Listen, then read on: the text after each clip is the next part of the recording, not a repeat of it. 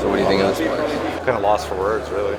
You know how there are different kinds of restaurants, like family-run places and soulless fast food places, and places that have a really big plate with a real tiny little bit of food in the middle? Well, automotive shops are no different. There's a range. And today, we get a sneak peek at what would no doubt get 3 Michelin stars if they were handing those out for automotive shops.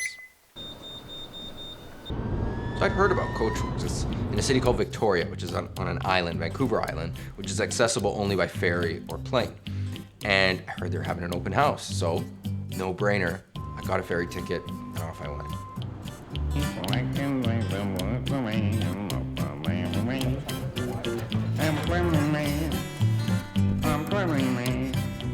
I wanted to pack light, so all I brought was my Sony A7iv to capture a little bit of everything. Peter and Juan had gone the night before, so when I arrived, we just grabbed a quick breakfast and headed to these nondescript warehouses where you would not expect this kind of facility to be.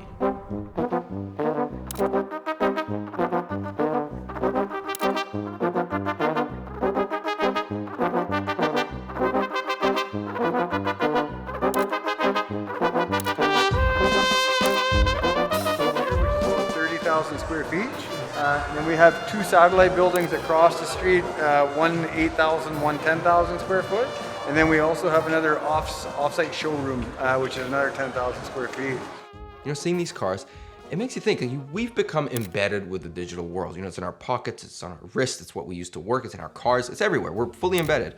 And I don't think we appreciate the line we crossed when we sort of integrated with the digital world. And everything pre-digital, they're almost like artifacts now. They're like relics of a world that no longer exists. And it explains why analog things are all going up in value. Whether it's cars, film cameras, records, watches.